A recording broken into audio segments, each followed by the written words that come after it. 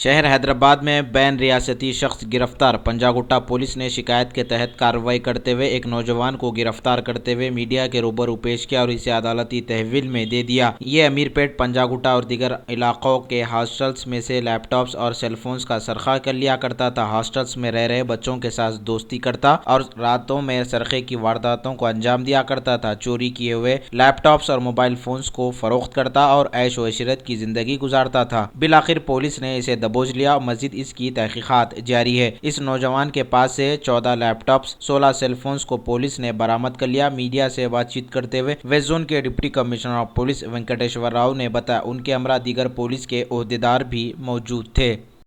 आज रियाजुद्दीन बोल के एक इंटर स्टेट ऑफेंडर को पंजागुट्टा पुलिस पकड़े थे।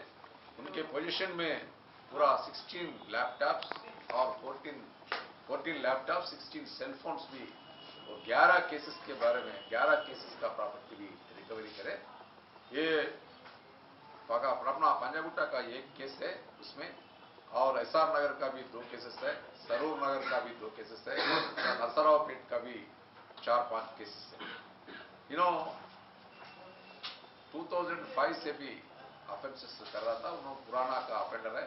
इससे पहले वे बहुत बार गुंटूर डिस्ट्रिक्ट में अरेस्ट हुआ, नरसरावपेट में अरेस्ट हुआ, गुंटूर रूरल में भी अरेस्ट हुआ, गुंटूर टाउन में भी अरेस्ट हुआ।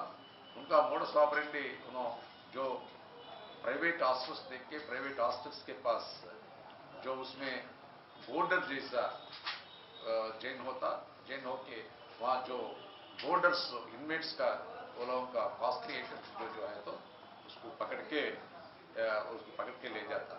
जो आया सो मनी उन्होंने लैविश स्पेंड करते। ऐसा मैं एक ही रिक्वेस्ट है, जो हॉस्टल बोर्डर्स को और हॉस्टल ओनर को भी एक ही रिक्वेस्ट है, जो ऐसा लोगों कोई भी आके बॉर्डर जैसा जेट हुए तो उनका पूरा पर्टिकुलर्स भी लेना पड़ेगा, उनका आइडेंटिटी कार्ड भी लेना पड़ेगा, उनका बैकग्राउंड भी मालूम करने के बाद भी एडमिशन देना।